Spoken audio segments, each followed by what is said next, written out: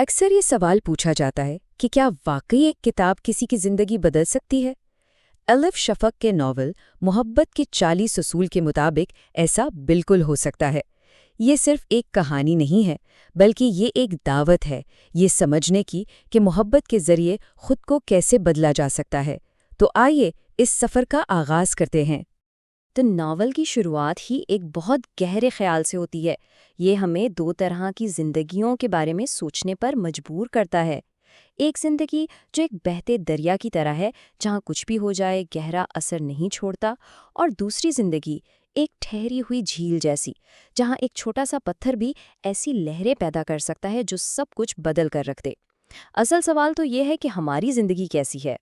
تو چلیے ملتے ہیں ہمارے پہلے کردار ایلا رابنسٹائن سے۔ 40 سال کی عمر ہے، ایک اچھا گھر، بچے، ایک مستحکم شادی، یعنی بظاہر ایک مکمل زندگی۔ لیکن سچ پوچھیں تو ان کی زندگی اسی ٹھہری ہوئی جھیل کی طرح ہے جس میں کوئی جذبہ نہیں، کوئی مقصد نہیں۔ لیکن بہت جلد ایک پتھر اس جھیل میں گرنے والا ہے۔ تو آخر وہ کیا چیز تھی جس نے ایلا کی اس ٹھہری ہوئی زندگی میں ہلچل مچا دی؟ وہ کوئی انسان نہیں تھا، بلکہ ایک کہانی تھی، ایک ایسی کہانی جو ایک اور کہانی کے اندر چھپی ہوئی تھی۔ اور سچ پوچھیں تو اسی میں اس ناول کی ساری خوبصورتی ہے۔ ایک ادبی ایجنٹ کے طور پر کام شروع کرنے پر ایلا کو پہلا کام ہی یہ ملتا ہے کہ وہ میٹھی گستاخی نامی ایک مسودہ پڑھے۔ وہ اسے بس ایک ناول سمجھتی ہے، لیکن اسے اندازہ نہیں کہ یہ مسودہ اس کی اپنی زندگی کا آئینہ بننے والا ہے، جو اسے ایک ایسی دنیا دکھائے گا جس کا اس نے کبھی سوچا بھی نہیں تھا۔ تو یہاں آ کر یہ ناول بہت دلچسپ ہو جاتا ہے، کیونکہ یہ دو کہانیاں ایک ساتھ بیان کرتا ہے۔ ایک طرف 21ویں صدی میں امریکہ میں رہنے والی ایلا کی زندگی ہے، اور دوسری طرف 13ویں صدی کے اناطولیہ میں صوفی شمس تبریزی اور عالم مولانا رومی کی تاریخی داستان۔ صدیاں الگ ہیں، کردار الگ ہیں، لیکن ان کی روح کی تلاش وہ ایک ہی ہے۔ اور وہ کیا چیز ہے جو ان دونوں کہانیوں کو جوڑتی ہے؟ وہ ہیں شمس کے محبت کے 40 اصول۔ یہ صرف اصول نہیں ہے، یہ ایک پورا فلسفہ ہے، زندگی گزارنے کا ایک نیا طریقہ ہے۔ سب سے پہلا اصول ہی ہمیں ایک چیلنج دیتا ہے، عقل پر دل کو ترجیح دو۔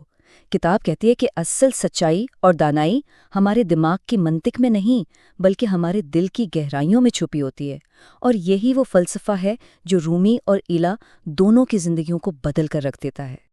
اب ان 40 اصولوں میں سے آئیے 10ویں اصول پر نظر ڈالتے ہیں، جو سفر کے اصل معنی کو واضح کرتا ہے۔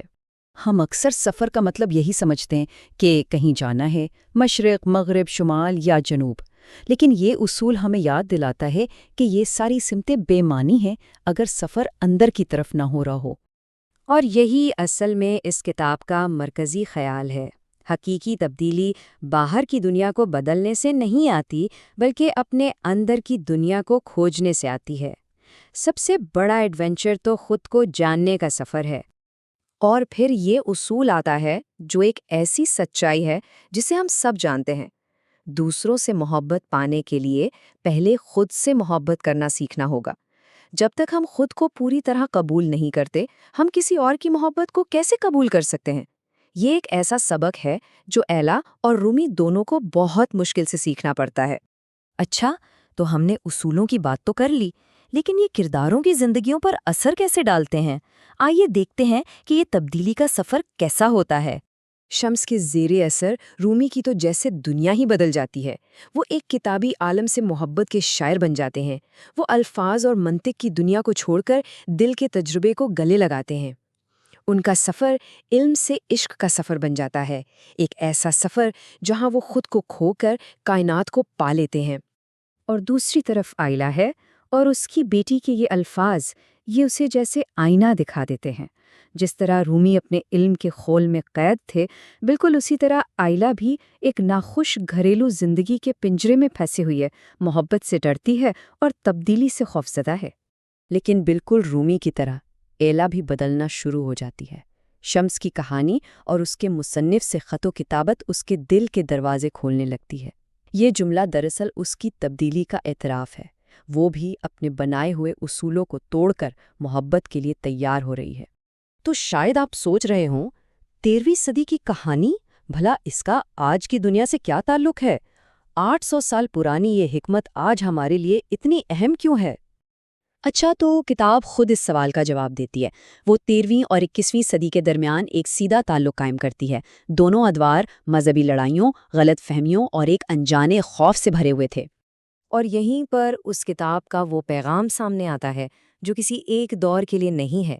ایک ایسی دنیا میں جو خوف، نفرت اور تقسیم کا شکار ہے، شفق ہمیں یاد دلاتی ہیں کہ محبت ہی وہ واحد طاقت ہے جو ہمیں جوڑ سکتی ہے۔ یہ صرف ایک احساس نہیں ہے، بلکہ ایک انتخاب ہے، ایک ایسا انتخاب جو ہمیں شفا دے سکتا ہے۔